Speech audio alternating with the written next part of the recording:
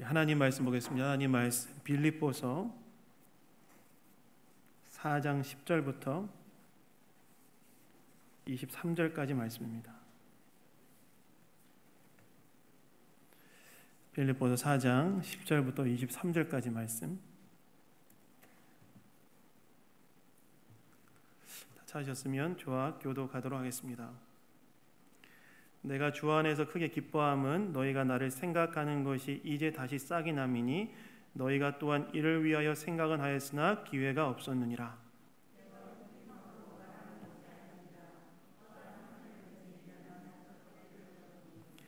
나는 비천에 처할 줄도 알고 풍부에 처할 줄도 알아. 모든 일 곧 배부름과 배고픔과 풍부와 궁핍에도 처할 줄 아는 일체의 비결을 배웠노라. 그러나 너희가 내 괴로움에 함께 참여했으니 잘하였도다.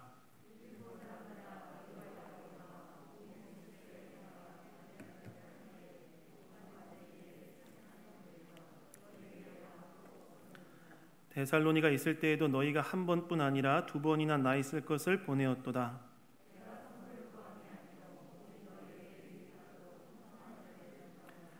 내게는 모든 것이 있고 또 풍부한지라 에바브로디도 편에 너희가 준 것을 받음으로 내가 풍족하니 이는 받으실 만한 향기로운 제물이요 하나님을 기쁘시게 한 것이라.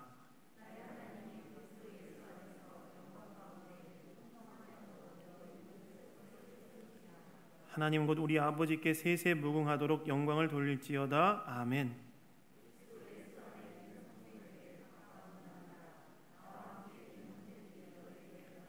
모든 성도들이 너희에게 문안하되 특히 가이사 집 사람들 중 몇이니라. 주 예수 그리스도의 은혜가 너희 심령에 있을지어다. 아멘. 네, 여러분 오늘이 이제 빌립보서 강의 마지막 날입니다. 저는 지난 8번에 걸쳐서 이제 빌립보서를 강의를 했고 주일 예배 때 이제 오늘이 빌립보서 강의 9번째 시간이자 이제 마지막 시간입니다. 오늘 말씀을 통해서 또 우리 각자에게 또 우리 교회에게 하나님께서 하시고자 하는 말씀이 다 들려지고 그 말씀을 통해 우리가 다시 한번 주님 앞에 세워지는 은혜가 있기를 예수님 이름으로 축원합니다.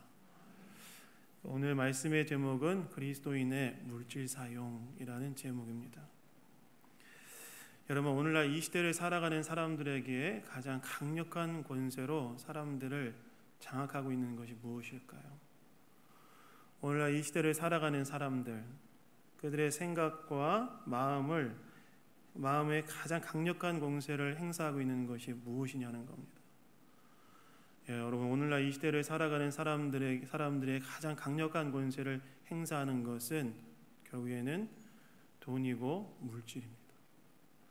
사람들의 마음을 가장 강력하게 지배하고 있는 것은 무엇이냐? 돈이라는 거예요. 물질이라는 거예요.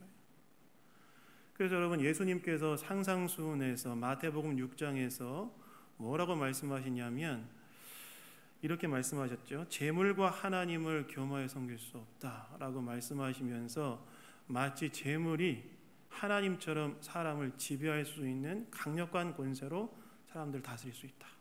그것에 대해서 경고하시죠. 그래서 여러분 오늘날 이 시대를 살아가는 사람들에게 가장 강력한 권세로 역사하는 것 중에 하나가 무엇이냐? 돈이자 물질이라는 거예요. 그렇다면 우리는 예수님을 믿는 우리는 물질에 대해서 어떤 태도를 가지고 물질을 어떻게 사용해야 되는가? 오늘 본문이 이제 빌립보서 마지막 말씀인데 이 말씀이 바울이 빌립보 교회가 자신에게 보내준 선교 헌금에 대한 감사를 표현하는 본문인데요. 여기에는 물질에 대한 바울의 태도가 정말 너무나 잘 나타나 있어요. 그래서 오늘 말씀을 통하여서 물질에 대한 신자의 태도가 어때야 되는지, 어떻게 사용해야 되는지 마지막으로 우리 빌립보서를 마무리하면서 생각해 보기를 원합니다. 첫 번째는요, 물질에 대해서 자족하라는 겁니다. 여러분 오늘 본문 10절을 보시면 바울이 이렇게 말하죠. 내가 주 안에서 기뻐함은 너희가 나를 생각하는 것이 이제 다시 싹이 남이니 너희가 또한 이를 위하여 생각은 하였으나 기회가 없었느니라 이렇게 말하죠. 다시 말해서 지금 바울이 빌립보 교회로 인해서 기뻐한다는 거예요. 그럼 바울이 무엇을 통하여 빌립보 교회에 대해서 기뻐하는가? 무엇 때문에 기뻐했다고 나와 있냐면 18절 후반부에 보면 이렇게 나와 있는데 에바브로 디도 편에 너희가 준 것을 받음으로 내가 풍족하니. 그러니까 바울이 현재 지금 이 빌립보 교회에 그 에바브로 디도를 통하여서 빌립보 교회로부터 뭘 받았냐면 선교 헌금을 받았습니다. 근데 그것을 통하여 사도 바울이 기뻐한다고 이야기하고 있다는 거예요. 근데 여러분 오늘 보면 10절을 정말 잘 보시면 바울이 정말 기뻐하는 것은 빌립보 교회가 보낸 물질 때문에 기뻐하는 것이 아니라는 걸 알 수 있어요. 사도 바울이 에바브로 디도 편에서 빌립보 교회가 보낸 그 선교 헌금으로 인해서 기뻐하지만 그러나 정말 바울을 기쁘게 하는 것은 그들이 보낸 물질이 아니라는 것을 10절을 잘 보면 알 수 있다는 거예요. 그럼 바울이 정말 기뻐했던 건 뭐냐? 바울이 정말 빌립보 교회를 통하여 기뻐했던 것은 무엇이냐면 10절에 보시면 이렇게 나와 있죠. 너희가 나를 생각하던 것이 이제 다시 싹이 나니. 이렇게 나와 있죠. 그러니까 바울이 정말 기뻐했던 것은 무엇이냐면 빌립보 교회가 보낸 물질이 기쁨의 이유가 아니라 바울이 정말 기뻐했던 것은 뭐냐면 자신과 자신의 사역에 대한 빌립보 교인들의 적극적인 관심이 회복되어진 것 때문에 기뻐했다. 그러니까 지금 바울이 10절에서 빌립보 교회에 대해 감사를 표시하고 있는데, 기쁨을 표시하고 있는데, 바울이 진짜 기뻐했던 이유는 뭐냐면 너희들이 나에게 보낸 물질 때문에 기뻐한 것이 아니라 너희들이 나에게 보여준 적극적인 관심 때문에, 나와 나의 사역에 보내주고 있는 적극적인 관심 때문에 내가 기뻐하는 것이라고 말하고 있다는 거예요. 여러분, 왜 바울은 빌립보 교인들이 보낸 물질로 인해 기뻐하지 않고 그들의 적극적인 관심 때문에만 기뻐한다고 말할까요? 한번 생각해 보세요. 빌립보 교회가 보낸 물질이 기쁨의 이유가 될 수 있잖아요. 그렇죠? 그런데 여러분, 사도 바울이 뭐라고 이야기하냐면 나는 너희들이 보낸 물질 때문에 기뻐하는 것이 아니라 너희들이 나에게 보내준 관심 때문에 기뻐하고 있다 얘기하는 거예요. 여러분, 왜 바울은 빌립보 교회가 보낸 물질 때문에 기뻐하지 않고 그들이 보낸 관심 때문에만 내가 기뻐한다고 말할까요? 그 이유가 여러분, 여기에서 이제 바울의 물질에 대한 태도가 나오는데, 이게 굉장히 중요한 것 같아요. 이 바울의 물질에 대한 태도가 나오는데 그것에 대해서 11절에 바울이 뭐라고 말합니까? 우리 11절 한번 다 같이 한번 읽어볼까요? 우리 읽겠습니다. 시작. 내가 궁핍함으로 말하는 것이 아니니라 어떠한 형편에든지 나는 자족하기를 배웠노니. 이렇게 나와 있죠. 바울이 지금 뭐라고 얘기하냐면 빌립보 교인들이 보내준 물질이 아니라 그들의 적극적인 관심 때문에 내가 기뻐하는 이유는 물질에 대해서는 내가 어떤 형편에 있든지 자족하기를 배웠기 때문이다.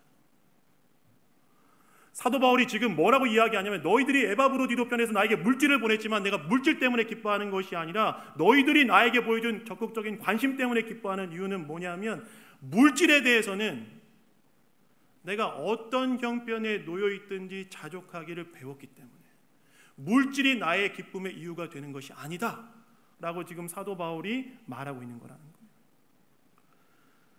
여러분, 자족이라는 것은 무엇입니까? 여러분, 자족이라는 것은 무엇이냐면 어떤 상황 속에서도 만족하는 것을 말해요. 자족이라는 단어의 의미는 어떤 말이냐면 어떤 상황에 놓여 있든지 내가 어떤 형편에 놓여 있든지 만족하는 것을 자족이라고 이야기합니다. 다시 말해서 바울은 지금 나는 어떤 상황에 놓여 있든지 만족하는 법을 배웠기 때문에 너희들이 나에게 보내준 물질이 나의 기쁨의 이유가 되는 것이 아니다 라고 지금 말하고 있다는 겁니다. 그러면서 여러분 12절에 보시면 바울이 이렇게까지 말하지요. 바울이 뭐라고 말하냐면 나는 비천에 처할 줄도 알고 풍부에 처할 줄도 알아.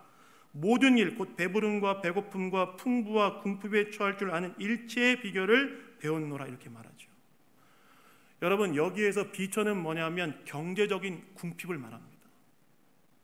풍부는 뭐냐면 경제적인 부요를 말해요. 그러니까 지금 사도 바울이 뭐라고 이야기하냐면 경제적인 궁핍에도 경제적인 부요에도 경제적으로 궁핍한 상황에도 경제적으로 부유한 상황에도 나는 일체의 그 상황 속에서 만족할 수 있는 비결을 배운 사람이다. 그 너희들이 나에게 보내준 물질이 나에게 기쁨의 이유가 되지 않는다라고 지금 사도 바울이 말하고 있다는 거예요. 근데 여러분, 이 말씀을 보면 좀 의아하지 않습니까? 어떤 말씀이 의아해요? 어떻게 바울이 이럴 수 있었는가 하는 거예요. 여러분, 사실은 우리가 경제적으로 좀 부유할 때는 만족할 수 있겠지만, 그렇지 않습니까? 경제적으로 좀 안정되어 있고 부유할 때는 만족할 수 있겠지만, 경제적으로 여러분 궁핍할 때 만족하기가 쉽겠습니까? 어떻게 생각하세요, 여러분? 경제적으로 우리가 좀 부유하고 안정될 때는 그 안에서 만족하며 살 수 있겠지만, 경제적으로 어렵고 궁핍할 때는 만족할 수 있냐는 거예요. 오히려 경제적으로 궁핍하면 어떤 마음이 들어요? 불편하고 불만족스러운 거 아니겠습니까? 그런데 여러분, 사도 바울이 뭐라고 이야기하고 있냐면, 나는 경제적인 궁핍 가운데서도 자족한다, 만족할 수 있다. 어떻게 이럴 수 있었는가? 여러분, 제가 이 본문을 연구하고 묵상하면서 정말 중요한 걸 깨달았어요. 바울이 어떻게 이럴 수 있었는가? 바울이 경제적인 부유한 상황 가운데 있을 때는 우리는 만족할 수 있겠지만, 경제적으로 궁핍한 상황에서 어떻게 바울이 만족할 수 있었는가? 어떻게 바울은 경제적인 외적인 외적인 환경에 영향을 받지 않고 만족할 수 있었는가? 그 답이 여러분 바로 13절에 나와 있어요. 13절. 우리 13절 한번 다 같이 한번 읽어볼까요? 우리 읽겠습니다. 시작. 내게 능력 주시는 자 안에서 내가 모든 것을 할 수 있느니라. 아멘. 여러분, 이건 무슨 말일까요? 내게 능력 주시는 자 안에서 내가 모든 걸 할 수 있느니라. 많은 성도님들이 이 구절에 대해서 상당히 오해합니다. 뭐라고 어떻게 오해하시냐면, 하면 된다라는 식의 긍정적이고 적극적인 사고이다 이렇게 생각을 하시는데, 아닙니다. 여러분, 그런 내용이 절대 아니에요. 그럼 내게 능력 주시는 자 안에서 내가 모든 걸 할 수 있다. 이 말씀은 어떤 말씀이냐면, 첫 번째는 여러분, 바울은 자신의 만족의 근거를 본인의 소유와 물질에 두지 않았다는 거예요. 바울이 이 경제적인 궁핍과 경제적인 부유한 상황 가운데, 그 어떤 상황 가운데도 자신이 자족할 수 있는, 만족할 수 있었던 이유에 대해서 지금 뭐라고 이야기하고 있냐면, 내게 능력 주시는 자 안에서. 그러니까 바울이 지금 자신의 만족의 근거를 어디에 두고 있냐면, 소유나 물질에 두는 것이 아니라 누구에게 두고 있는 거예요? 내게 능력 주시는 자, 하나님께 만족의 근거를 두는 거예요. 그러니까 지금 사도 바울이 지금 자신의 만족의 근거를 소유와 물질에 두는 것이 아니라 하나님께 두고 있기 때문에, 자신이 지금 자신 앞에 처해질 수 있는 그 경제적 궁핍과 부유한 상황들을 상대화시키고, 어떤 상황 가운데서도 만족할 수 있는 근거를 마련할 수 있었다는 거예요. 근데 여러분, 이렇게 이야기하면 또 어떤 생각이 들어요? 현실 도피적인 생각 아닌가? 하나님께 만족하고 하나님 안에 만족하면, 그 경제적인 형편을 두지 않는다면 마치 현실을 외면하고 도피하는 것 같은 그런 느낌이 들지 않습니까? 근데 여러분, 그래서 오늘 본문에서 바울이 13절에서 뭐라고 이야기하냐면, 하나님 안에서 내가 모든 것을 할 수 있느니라라고 이야기하는 것이 아니라 뭐라고 이야기해요? 내게 능력 주시는 자 안에서 내가 모든 것을 할 수 있느냐라고 얘기합니다. 이 말이 어떤 말이냐면, 첫 번째는 이런 말이에요. 내게 능력 주신 자 안에서 내가 모든 걸 할 수 있느니라. 이 말은 어떤 말이냐면, 내가 어떤 경제적인 형편에 처해 있든지 하나님께서는 그 상황 가운데 대처할 수 있는 능력을 주시는 분이시고, 두 번째는 하나님은 어떤 분이시냐면, 내 모든 필요를 채우시는 능력의 하나님이기 때문에 그 하나님에 대한 신뢰로 내가 어떤 형편에 처해 있든지 만족할 수 있고 자족할 수 있고, 그리고 빌립보 교인들이 보내준 물질이 감사하지만 진정으로 기쁘게 하는 것은 그들이 보낸 물질이 아니라 자신을 향한 그들의 관심이다 라고 이야기했다는 거예요. 그러니까 사도 바울이 어떤 형편에도 자족할 수 있었던 이유는 무엇이냐? 자신의 만족의 근거를 물질과 소유에 두는 것이 아니라 하나님께 두고, 바울이 어떤 상황 가운데 어떤 상황 가운데 경제적으로 어떤 형편에 있든지 간에 자족할 수 있었던 이유는 무엇이냐면, 자신의 만족의 근거를 소유와 물질에 둔 것이 아니라 하나님께 두고. 그 하나님은 어떤 분이시냐? 하나님은 어떤 분이시냐면, 내가 어떤 형편에 놓여 있든지 그 형편의 상황 가운데 대처할 수 있는 능력을 주시는 분이시고, 그리고 나의 모든 필요를 채우시는 능력이 하나님이시기 때문에 내가 어떤 상황 가운데서도 자족할 수 있고 만족할 수 있는 일치의 비결을 알고 있는 사람입니다. 여러분, 여기에서 우리가 물질과 소유에 대해 어떤 태도를 취해야 되는지에 대한 중요한 교훈을 줍니다. 여러분, 우리가 물질과 소유에 대해서 어떤 태도를 취해야 되는가? 첫 번째는 우리의 만족의 근원을 물질과 소유에 두어서는 안 된다는 거예요. 우리의 만족의 근원을 우리의 물질과 소유에 두어서는 안 되고, 우리의 만족의 근원을 여러분 어디다 두어야 되냐? 하나님 그분께 두어야 된다는 거예요. 하나님 그분께 우리의 만족의 근거를 두어야 된다는 거예요. 여러분, 많은 사람들이 자신의 만족의 근거를 어디에 두고 살아갑니까? 물질에 두고 살아가죠. 물질을 얼마나 소유했느냐, 내가 물질을 얼마나 가지고 있느냐에 대해서 그걸 가지고 자신의 만족의 근거를 두고 삼습니다. 그러나 여러분, 그렇게 한다고 했을 때 정말 거기에 만족이 있을까요? 그 만족이 채워질까요? 여러분, 제가 한 다리 건너서 아는 사람이 한 명 있는데 30대 중반에 이미 70억대 부자였어요. 너무 큰 부자죠. 저는 지금 7만 원이라도 주머니에 있었으면 좋겠는데 70억대 부자인 거예요. 재미없으시군요. 근데 제가 이제 그 한 다리 건너서 아는 사람이었는데 30대 중반에 이미 70억대 부자가 된 거예요. 중간에 제가 아는 사람이 있어요. 근데 그 사람이 저한테 그 친구에 대해서 이야기하면서, 야, 벌써 30대 중반에 70억대 부자면 엄청 부자니까 너무너무 만족스럽겠다 물어봤대요. 근데 그 사람이 뭐라고 한 줄 알아요? 너 진짜 부자구나 했는데 그 사람이 뭐라고 했냐면, 나는 내가 지금 부자가 아니라고 생각한대. 진짜 너무 당황스러웠어요. 그러면 도대체 얼마나 있어야 본인이 부자라고 생각하냐 물어보니까 그 사람이 뭐라고 얘기했냐면, 자기는 100억이 있으면 부자가 될 거라고 생각한대요. 왜 그렇게 생각하냐? 100억이 되는 순간 자기가 이제 돌아가는 경제 시스템을 보니까 100억이 되는 순간 그 돈을 벌어오기 시작해서 완전히 자유롭게 된다.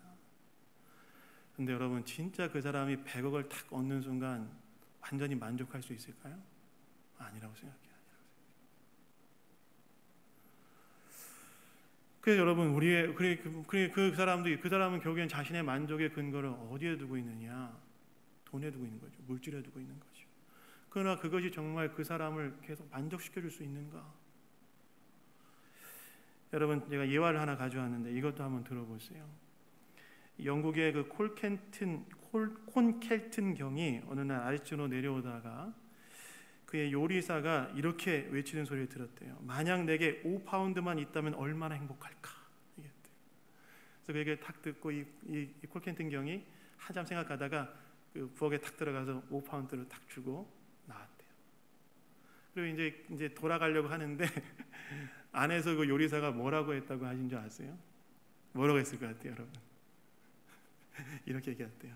왜 나는 바보같이 10파운드라고 말하지 않았는가? 무슨 말이냐?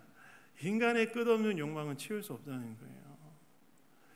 인간이 자신의 만족의 근거를 물질과 소유에 두는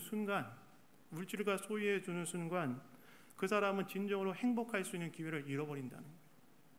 그럼 인간의 진정한 행복과 만족은 어디에서 오느냐? 오늘 사도 바울이 뭐라고 이야기하고 있냐면, 나의 만족의 근거를 물질과 소유에 두는 것이 아니라 하나님께 두었다. 그 여러분, 우리가 물질과 소유에 있어서 우리가 첫 번째로 알아야 될 중요한 원리는 무엇이냐면, 나의 만족의 근거를 소유와 물질에 두는 것이 아니라 하나님께 두었다. 하나님께 둔 사람만이 진정으로 이 땅에서 자족하는 비결을 배우고 만족하는 삶을 살아갈 수 있다는 거예요. 여러분, 오늘날 이 시대를 살아가는 사람들이 매일같이 안달복달하며 살아가는 이유와 근거가 어디 있습니까? 그런데 여러분, 우리의 그런 상황에서도 우리의 중심에는 무엇이 있어야 되는가? 나의 만족의 근거를 하나님께 두는 거죠. 하나님께. 뿐만 여러분, 물질에 있어서 우리는 또 뭐가 해야 돼? 뭘 필요하냐면, 내게 능력 주시는 자 안에서 하나님을 신뢰하는 게 필요하다는 거예요. 하나님께서 나에게 어떤 상황이든지 대처할 수 있는 능력을 주실 것이고, 또한 나의 필요를 채울 수 있는 능력이 충만하신 분이라는 믿음이 있어야 된다는 거예요. 그래서 여러분, 물질과 소유에 대한 신자가 어디까지 우리가 나아가야 되냐면, 물질과 소유에 있어서 신자가 어디까지 나아가야 되냐면 자족하는 자리까지. 하나님 한 분에 대한 만족으로 나에게 능력 주시는 자는 내가 모든 걸 할 수 있다는 그 믿음 가운데 자족하는 자리까지 우리가 나아가야 된다는 거예요. 근데 여러분, 그 지점에 가기에 바울이 어떻게 했다고 말하냐면 11절 12절에 보면 반복되어지는 구절이 있는데, 그게 뭐냐면 배웠노니 배웠노라. 이게 어떤 말이냐면, 부한 상황에서 교만하지 않고 방심하여 타락하지 않고 비천한 상황에서 지나치게 염려하거나 낙망하거나 비굴해지지 않고 계속해서 하나님께 만족의 근원을 두고 그분을 신뢰함으로 나아가는 것을 훈련할 때 우리가 자족의 자리까지 나아갈 수 있다는 거예요. 그래서 여러분, 하나님께서 물질과 소유에 대해 우리에게 원하시는 자리는 어디냐? 바로 자족의 자리라는 사실을 기억하시고, 우리가 이 물질의 문제 앞에서 자족의 비결을 배우는 은혜가 있기를 예수님 이름으로 축원합니다. 두 번째는 물질이 하나님을 섬기게 하라는 거예요. 그리스도의 물질 사용의 두 번째는 물질이 하나님을 섬기게 하라는 거예요. 여러분, 물질에 대한 우리의 목표가 자족이라고 한다면 오늘 나에게 허락하신 물질을 우리는 어떻게 써야 될까요? 이게 되게 중요한 고민이지 않겠습니까? 그런데 여러분, 그 물질에 대해서 어떻게 해야 되냐면 내게 있는 물질이 하나님을 섬기도록 하게 해야 된다는 거예요. 여러분, 오늘 본문 14절을 보시면 이렇게 사도 바울이 이야기합니다. 사도 바울이 이제 너희에게 빌립보 교인들을 향해서 너희가 보내준 물질 때문에 내가 기뻐하는 것이 아니라 너희가 나에게 보여준 관심 때문에 기뻐한다고 말하고, 그 이유는 나는 자족의 비결을 배우기 때문에 그렇다고 이야기한 후에 14절에 보면 이렇게 얘기하죠. 이렇게 얘기합니다. 그러나 너희가 내 괴로움에 함께 참여하였으니 잘하였도다. 이렇게 얘기해요. 사도 바울이 나는 물질의 문제에 있어서 자족하기 때문에 너희가 나에게 보내주신 물질로 인해 기뻐하지 않지만, 그러나 사도 바울이 뭐라고 이야기하냐면 너희가 내 괴로움에 참여한 것은 잘한 것이다 라고 지금 사도 바울이 이야기하고 있다는 거예요. 그리고 15절부터 17절까지 과거의 빌립보 교회가 사도 바울과 그의 선교사에게 물질로 헌신한 것에 대해서 칭찬하고, 18절에는 이번에 에바브로디도를 통해서 자신에게 물질을 보낸 것에 대해서 칭찬합니다. 그러면서 여러분, 18절 후반부에 그 물질을 무엇이라고 지금 사도 바울이 표현하냐면 이렇게 나와 있죠. 이는 받으실 만한 향기로운 제물이요 하나님을 기쁘시게 하는 것이다. 이렇게 나와 있어요. 즉 빌립보 교회, 너희들이 과거에 나의 선교사에게 물질로 헌신했던 것, 그리고 이번에 에바브로디도를 통하여서 나에게 물질로 헌신했던 것에 대해서 사도 바울이 뭐라고 이야기하고 있냐면 받으실 만한 향기로운 제물이요. 이건 뭐냐면 하나님께 드려지는 제사, 이것 자체가 하나님께 드려지는 제사고 예배고 하나님께서는 이것을 기쁘게 받으신다. 이렇게 얘기했다는 거예요. 다시 말해서 바울은 빌립보 교회가 자신과 자신의 선교 사역을 위해, 즉 주님의 일을 위해 빌립보 교회가 물질로 헌신한 것에 대해서 그것은 그 자체가 하나님께 드려지는 예배요 하나님께서 기쁘게 받으시는 것이다 라고 말했다는 겁니다. 여러분, 그래서 그리스도인들은 오늘 나에게 허락하신 물질을 어떻게 사용해야 되느냐? 나에게 허락하신 물질이 하나님을 섬기도록 만들어야 됩니다. 오늘 나에게 허락하신 물질을 우리는 어떻게 사용해야 되느냐? 나에게 허락하신 물질이 하나님을 섬기도록 만들어야 된다는 거예요. 다시 말해서 나에게 허락하신 물질이 그분의 일을 위하여 쓰여지도록 만들어야 된다는 겁니다. 그것이 하나님께서 기뻐하시는 거라는 거예요. 그러면 우리의 물질이 쓰여져야 될 주님의 일은 무엇이냐? 그건 이거죠. 복음을 전파하고 주님의 교회가 세워지는 일을 위해 드리는 걸 말해요. 왜냐하면 바울의 선교사에게 뭐였습니까? 복음을 전파하고 주님의 교회를 세우는 일 아니었겠습니까? 그러니까 우리의 물질이 하나님을 섬기도록 만든다는 말은 어떤 말이냐면 복음을 전하고 교회를 세우는 일에 쓰여지도록 해야 된다. 그것이 바로 하나님께서 기뻐하시는 일이다.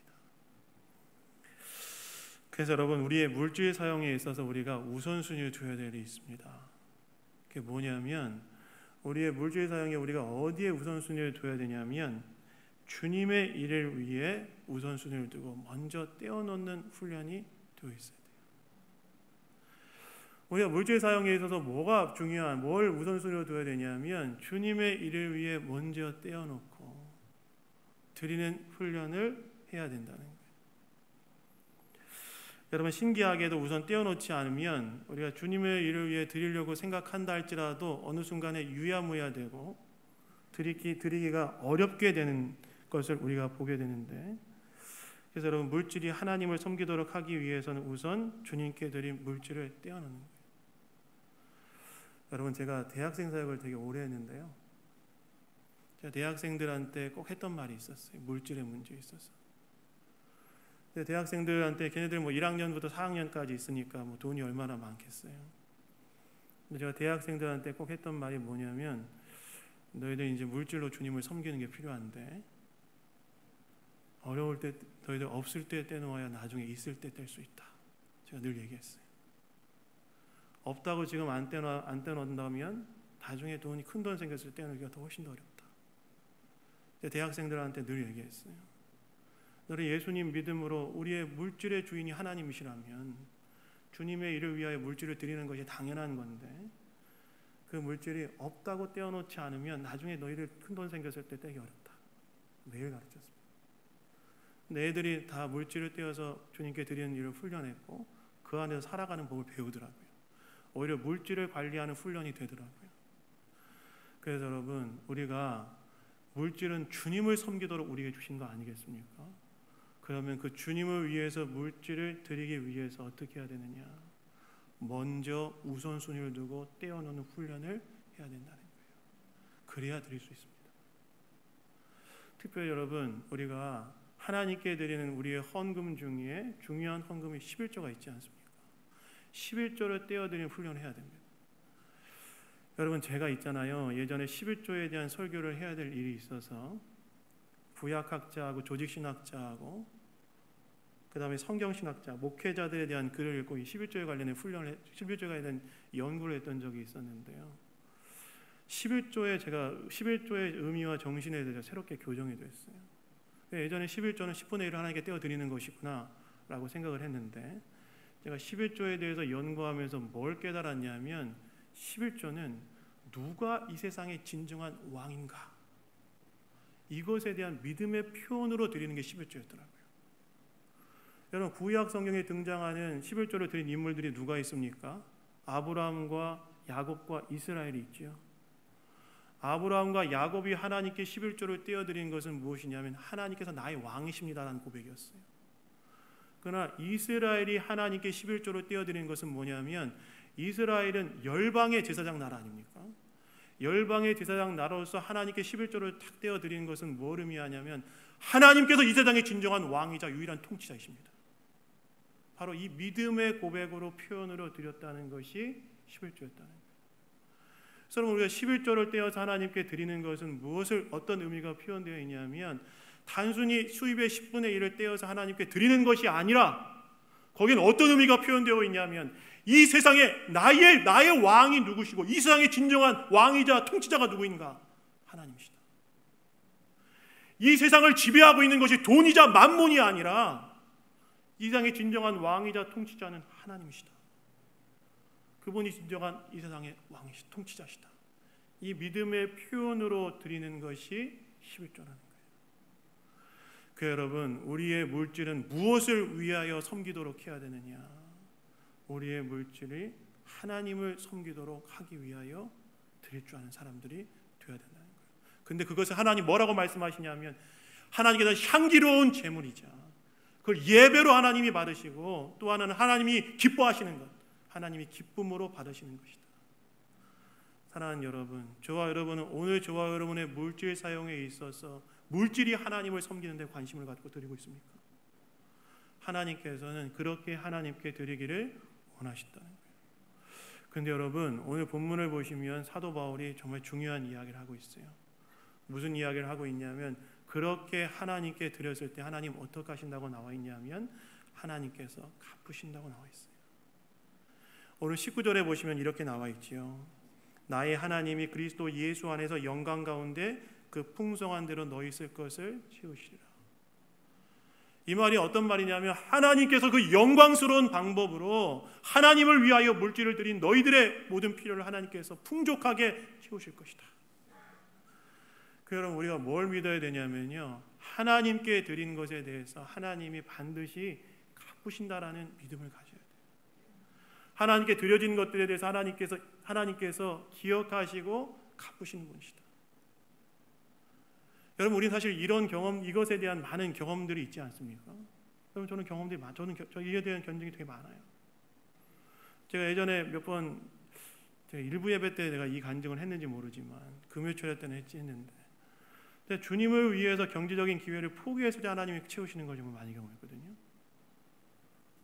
여러분, 저는 그 캠퍼스 사역을 마치고 2011년도에 캠퍼스 사역을 마치고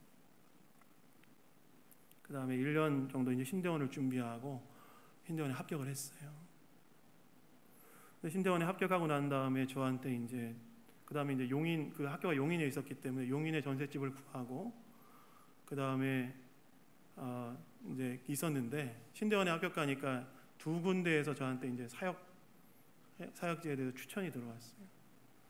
한 군데는 어디였냐면 분당에는 유명한 교회였어요. 큰 교회였어요. 청년부 사역자로 오라는 추천을 받았어요. 또 하나는 뭐였냐면 당시 제가 대전에 다니고 있었던 작은 개척교회에 그 사역자로 와줬으면 좋겠다라는 제안을 받았어요. 당시 저는 용인에 이제 집을 구한 상태였고 분당은 용인에서 가까우니까 또 큰 교회이기 때문에 등록금 문제라든가 재정적인 부분에서 있어서 기대할 수 있었습니다.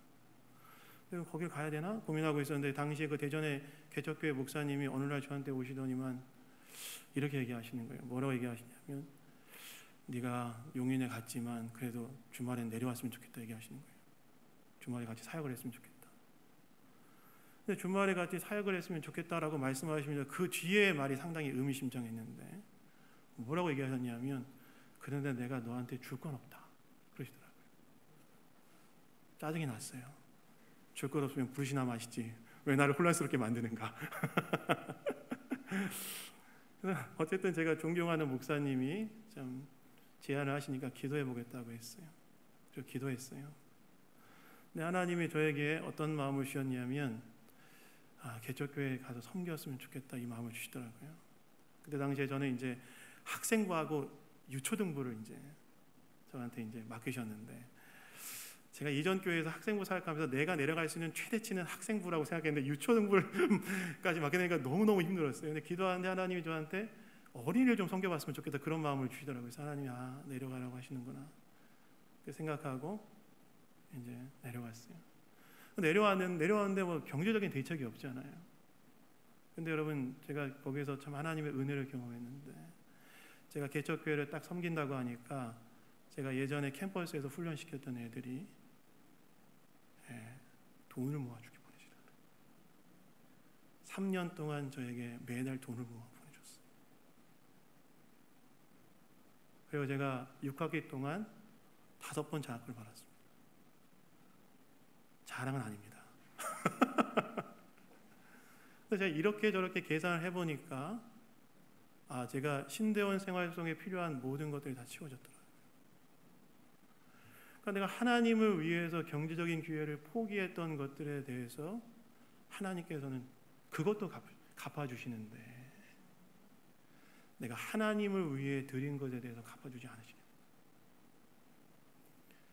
여러분, 예수님께서 마태복음 6장 33절 너희는 먼저 그의 나라 의를 이 모든 걸 다 도와준다고 약속하셨잖아요. 우리가 주님을 위해 살고 주님을 위해 드리면 주님 다 갚아주십니다. 저 여기도 간증이 있어요. 제가 2011년도에 캠퍼스 사역을 마무리하고 2012년도에 이제 신대원 준비할 때 돈이 없잖아요. 그래서 여기 신동동에 그때 살고 있었어요. 저기 우체국 뒤쪽에. 어느 아침에 일어났는데 저희 집에 가면 이렇게 쌀 넣는 쌀떡 이렇게 있어요. 그래서 아내가 밥을 해야 되는데 쌀떡 끓는 소리가 나는 거죠. 이제 쌀이 없다는 거죠. 그 뭘까요? 쌀 떨어졌다. 남편아. 쌀을 사내라. 뭐 이런 거 아니겠습니까? 물론 저희가 쌀 살 돈이 그때 없는 게 아니었지만 상당히 의미심장하게 드렸어요. 왜냐하면 내가 그동안 하나님 나라를 위해 살았고 이제 또 하나님 나라를 살기 위해 준비하고 있는데 예수님 뭐라고 약속하셨냐면 먼저 그 나라와 의를 구하면 이 모든 걸 다 주신다고 했잖아요. 그래서 제가 그때 당시에 이 충남대학교 농과대학 도서관에서 이제 신대원 준비를 하고 있었는데 제가 아침마다 가서 먼저 큐티하고 기도를 했어요. 근데 그동안 이렇게 해서 이제 딸 떨어졌다는 상황 속에서 제가 이제 하나님께 매일 기도했어요. 하나님, 먼저 그 나라와 의를 구하면 이 모든 걸 주신다고 했잖아요. 근데 저희 집에 쌀이 떨어졌습니다. 이 모든 것은 이 모든 쌀도 포함되는 거 아니겠습니까? 그래서 쌀 주십시오. 일주일 동안 기도했어요. 하나님 쌀 주세요. 쌀 주세요. 일주일 동안 여러분 무슨 일이 일어났을까요? 일어나지 않더라고요. 쌀 달라고 제가 엄청 기도했는데 안 주시더라고요. 근데 여러분 그주 토요일에 제가 우연히 제가 캠퍼스에서 훈련시켰던 친구를 한 명 만났어요. 그 친구는 그 충남대학교 농과대학에서 박사과정을 하고 있는 친구였어요. 그래서 점심 먹고 뭐 얘기하고 잘 가라 이제 했는데 갑자기 저를 탁 보면서 저한테 뭐라고 얘기하냐면 그때 이제 제가 간사였으니까 캠퍼스 간사라고 불렸으니까 저한테 뭐라고 했냐면 간사님 뭐라고 했을 것 같아요? 혹시 쌀 필요하세요? 그러는 거예요. 그래서 제가 너무 충격이었어요. 쌀 필요해. 우리 집 쌀 떨어진 거 어떻게 알았냐? 그러니까 걔가 뭐라고 얘기하냐면 자기가 지금 박사 과정에서 쌀을 연구하고 있는데 쌀을 종류대로 사서 한 컵씩 쓰고 다 폐기한다는 거예요. 간사님 필요하면 가져가래요. 여러분 그때 저희 집에 쌀이 여러분 얼마나 들어온 줄 아십니까? 10종류가 넘는 쌀이 들어왔어요. 그때 저희 차 뒤 트렁크에 쌀이 가득 채워져 왔어요. 임금님표 여주 쌀부터 시작해서 여러분 2,000쌀 그리고 현미도 도정의 정도에 따라 달라지는 거 아십니까?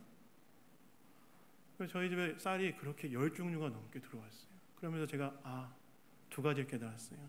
한 가지는 뭐냐면 너 쌀 달라고 그랬지? 골라 먹어라.